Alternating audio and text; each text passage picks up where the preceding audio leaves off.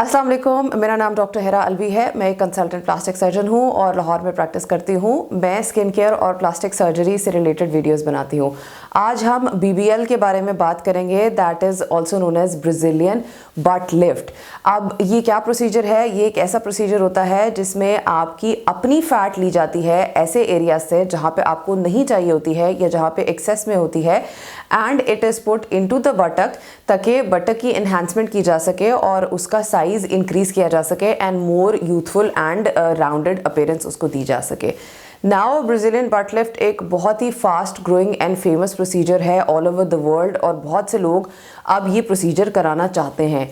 Back in 70s and 80s people wanted to be slimmer and now एक trend है all over the world के लोग curvier होना चाहते हैं, and for that matter they want a smaller waist and bigger buttock size. So ये procedure plastic surgeons करते हैं, ऑल ओवर द वर्ल्ड करते हैं, और ऐसी जगह आपकी बॉडी की जहाँ पे एक्सेस फैट होती है जैसे कि एब्डोमेन हो सकता है, साइड्स ऑफ एब्डोमेन जिसको हम फ्लैंक्स बोलते हैं, बैक पे चाहे वो लोअर बैक है या अपर बैक है, समटाइम्स आपकी थाई के अंदर एक्स्ट्रा फैट हो सकती है that is bothering you, and वहाँ से वो फैट थ्रू लाइपोसक्शन ली जाती है और उसको इंजेक्ट किया जाता है into the buttock area to give it the enhancement that you want. So ये प्रोसीजर जनरल एनेस्थीसिया में किया जाता है और ये 3 से 4 घंटे का प्रोसीजर होता है डिपेंडिंग अपॉन कि आपको कितनी लाइपोसक्शन की ज़रूरत है और कितनी फैट की ज़रूरत है to enhance the buttock region. So अगर आपको लाइपोसक्शन के बारे में नहीं पता है कि वो क्या प्रोसीजर है और किस तरह किया जाता है तो मैं उसका लिंक यहाँ पर दे देती हूँ,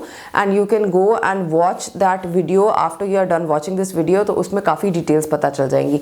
बट यहाँ पर मैं ये बता देती हूँ कि लाइपोसक्शन में एक्चुअली नंबिंग सोल्यूशन डाला जाता है into your body in those areas जहाँ से हमने फैट लेनी होती है।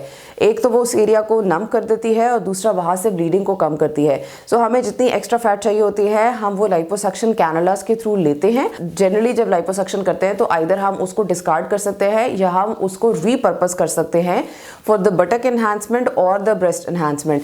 तो जब हम ब्राज़ीलियन बट लिफ्ट करते हैं तो हम उसको सेव कर लेते हैं and then we put it into the buttock region. So इस सर्जरी के बेसिकली 2 स्टेप्स होते हैं। सबसे पहला स्टेप होता है liposuction, and after liposuction the second step is injecting it into the buttock region. जब हम फैट कलेक्ट कर लेते हैं तो हम उसको क्लीन करते हैं, उसमें से जितनी भी इम्प्योरिटीज़ होती हैं, ब्लड होता है या कोई और फाइबर्स होते हैं, उनको हम सेपरेट कर लेते हैं, उसमें एंटीबायोटिक सोल्यूशन डालते हैं और उसको प्रोसेस कर लेते हैं so that it can be safely injected into the region जहाँ पे हम उसको इंजेक्ट करना चाहते हैं। तो हम जब फैट को हार्वेस्ट करते हैं तब भी कैनुलास के थ्रू करते हैं, और जब हम उसको इंजेक्ट करते हैं तो भी हम कैनुला के साथ ही इंजेक्ट करते हैं। इंसेशंस होते हैं वो बहुत छोटे छोटे इंसेशंस होते हैं। हम हिडन एरियाज के अंदर 5-5 मिलीमीटर के इंसेशन देते हैं और हर बटक के ऊपर 2 इंसेशंस आते हैं और दोनों हिडन होते हैं, और जब वो हील कर जाते हैं तो वो ऑनेस्टली पता भी नहीं लगते हैं। तो ये तकरीबन स्कारलेस सा प्रोसीजर होता है। लेकिन अगर आप 5 मिलीमीटर का स्कार भी हाइड करना चाहते हैं तो हमारी पूरी कोशिश ये होती है कि हम उसको ऐसी जगह पे प्लेस करते हैं जो कि अंडरगारमेंट्स के अंदर हाइड हो जाता है। ऑल्सो वो इंसिजन्स जो हैं वो बहुत अच्छे हील कर जाते हैं और उनको मज़ीद बेहतर हील कराने के लिए हम आपको स्कार थेरेपी भी एडवाइस कर देते हैं, and once they are healed they are virtually invisible.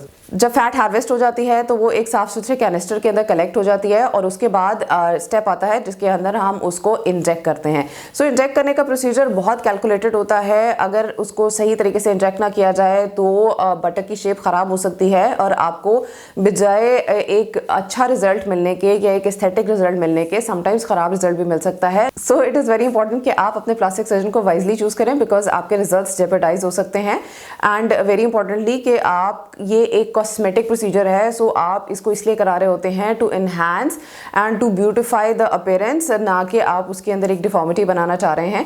तो इस वजह से आपने बहुत ध्यान से अपने प्लास्टिक सर्जन को चूज़ करना होता है। एक और कंसर्न लोगों का ये होता है कि कितनी फैट बटक में डाली जाएगी। So it depends on a lot of factors. एक चीज़ ये इंपॉर्टेंट होती है कि आपकी विशेस क्या है कि आप किस तरह की शेप चाहते हैं, and the second thing is कि आपकी बॉडी के अंदर कितनी एक्सेस फैट अवेलेबल है, and the third thing is कि कितनी स्पेस है आपकी बटक के अंदर कि जिसके अंदर उसको इंजेक्ट किया जा सके। बट जनरली 500 ml से लेके 1500 ml पर बटक यूज़ किया जाता है। एक और चीज़ यहाँ पे ध्यान रखने वाली ये होती है कि जब हम इनिशियली इसको इंजेक्ट करते हैं तो इन्हांसमेंट ज़्यादा आती है, लेकिन उसके अंदर से 60 to 70% of the fat cells तक सर्वाइव करते हैं, and the rest of them mostly they do not survive. तो इसलिए हम जनरली इनिशियली ओवरफिलिंग करते हैं, लेकिन आपका जो फाइनल रिजल्ट है वो आपको जितनी फैट सर्वाइव करेगी वो आपको तकरीबन 1 मंथ में नज़र आता है, लेकिन जो रिजल्ट्स हैं वो इम्प्रूव होते रहते हैं 3 मंथ्स तक, 6 मंथ्स तक, क्योंकि जो फैट सेल्स आपके इनिशियली रह जाते हैं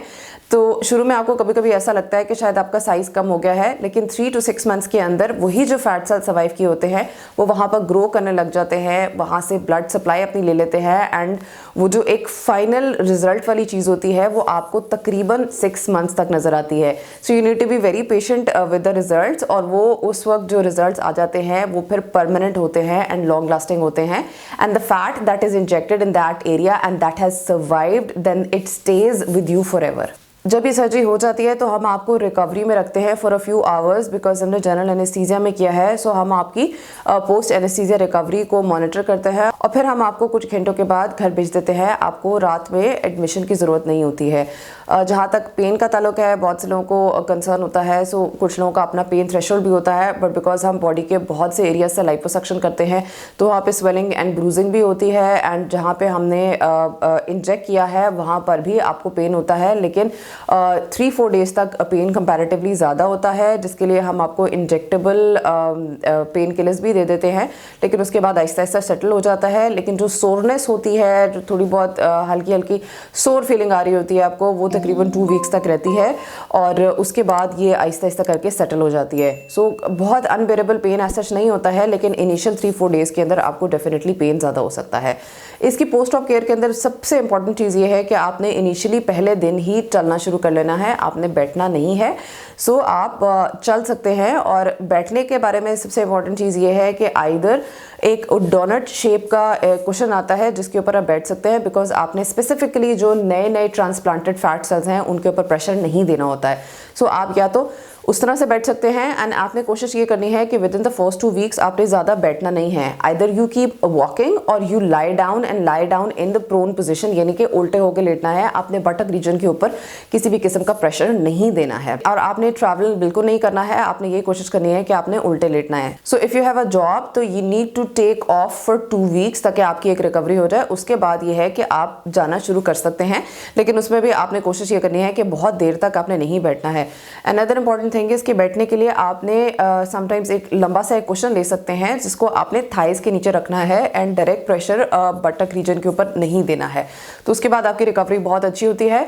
जहाँ से हमने लाइपोसक्शन की होती है, जैसे कि एब्डोमेन है या बाकी एरियाज हैं, तो वहाँ पे हम कंप्रेशन गारमेंट आपको देते हैं, ताकि जब हम लाइपोसक्शन करते हैं तो स्किन और बाकी नीचे के टिश्यू के बीच में से सारी फैट निकल जाती है, तो वो एक लूज एरिया रह जाता है।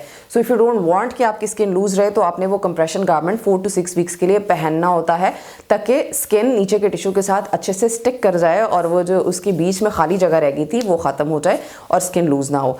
लेकिन जो बटक रीजन है वहाँ के ऊपर आपने कोई प्रेशर नहीं देना, वहाँ पर हम आपको किसी भी किस्म की कोई कंप्रेशन नहीं देते हैं। इनिशियल डेज में जो डाइट आपने फॉलो करनी है वो आपने कोशिश करनी है बहुत सा जूसेस लें, और आप सेमी सॉलिड डाइट की तरफ रहें। दलिया, खिचड़ी, उसके अलावा कस्टर्ड्स, सूप या कोई ऐसी चीज़ें लें फॉर द फर्स्ट 2 डेज़, ताकि उसके साथ आपको कोई कॉन्स्टिपेशन वगैरह ना हो और वॉशरूम जाने में आपको प्रॉब्लम ना हो। उसके बाद आप कोशिश ये करें कि आपने प्रोसेस फूड ज़्यादा नहीं लेने हैं, और आहिस्ता आहिस्ता आप अपनी नॉर्मल डाइट की तरफ आने की कोशिश करें, और उसके साथ आपकी रिकवरी ज़्यादा अच्छी होगी। इनिशियली कुछ दिन आपका खाने का दिल नहीं करता है, so soft diet is a very good thing for you in that aspect as well, और फिर आहिस्ता आहिस्ता करके हम आपकी डाइट को नॉर्मल की तरफ ले आते हैं, बल्कि इनफैक्ट आपने खुद ही ले आना है। Also surgery is a stress, तो आपने यही कोशिश करनी होती है कि आप प्रोटीन्स अपनी डाइट में थोड़े से ज़्यादा लेने की कोशिश करें, जिसमें आप आपका मीट आ जाता है, एग आता है, फिश आती है, कोई भी चीज़ जिसमें प्रोटीन्स होती हैं, वो आपने कोशिश ये करनी है कि आप जितना पहले ले रहे थे उससे थोड़ा सा ज़्यादा लें, सो दैट आपकी रिकवरी ज़्यादा अच्छी हो सके। एक्सरसाइज आपने 1 मंथ तक अवॉइड करनी है। आपके छोटे बच्चे हैं तो कम से कम उनको 2 हफ्ते के लिए नहीं उठाना है। 1 मंथ के बाद आपको एक्सरसाइजेस हम अलाउ कर देते हैं, लेकिन जो वॉकिंग है या a little bit of brisk walking है वो आप 2 वीक्स, वॉकिंग तो आप इनफैक्ट फ़ौरन ही कर सकते हैं, लेकिन जो ब्रिस्क वॉक है वो आप 2 वीक्स के बाद कर सकते हैं। और एक्सरसाइज के लिए you need to wait at least 1 month. पहला फॉलो अप आपका विद इन 48 आवर्स होता है, फिर हम आपको 1 वीक पे या 10 डेज़ के ऊपर असेस करते हैं, एंड देन आपको फिर 3 मंथ्स के ऊपर असेस करते हैं। किसी भी किस्म का कोई प्रॉब्लम हो, कोई भी आपकी कंप्लेंट हो, तो I am available for my patients 24/7। You can just text me and I will be responding to you right away. Results के बारे में भी लोगों का कंसर्न होता है कि ये कितनी लॉन्ग लास्टिंग होते हैं। As I have told previously कि ये परमानेंट रिजल्ट्स होते हैं। और सबसे अच्छी बात फैट ट्रांसफ़र की होती है कि ये आपका अपना टिश्यू है, हम बाहर से कुछ भी ऐड नहीं कर रहे हैं। इट इज़ वेरी सॉफ्ट, ये बहुत अच्छे से जिस जगह पे इंजेक्ट करते हैं वहाँ पे ये स्टिक करता है, वहाँ पे ये टेक होता है, और ये बहुत ही नेचुरल रिजल्ट्स देता है and it stage with you for ever. इसके जो काउंटर प्रोसीजर्स हैं, जैसे कि बट इम्प्लांट्स हैं या कोई और ऐसे प्रोसीजर्स हैं, वो अब इतने ज़्यादा कॉमनली परफॉर्म नहीं किए जाते हैं, बिकॉज उनके अंदर कॉम्प्लिकेशंस के चांसेस ज़्यादा हैं, they look unnatural, they are uncomfortable. So this is a very good procedure with a high patient satisfaction rate and बहुत खुश होते हैं, and even the surgeon satisfaction rate is also very good. So अगर आप ऐसा procedure कराना चाह रहे हैं और आप मुझसे कोई अपॉइंटमेंट चाहते हैं, my contact details are given right here as well as in the description down below. अभी तक आपने मेरे चैनल को सब्सक्राइब नहीं किया है तो do consider subscribing to my channel and hit the notification bell. I see you guys in the next video. Till then take care. अल्लाह हाफिज़।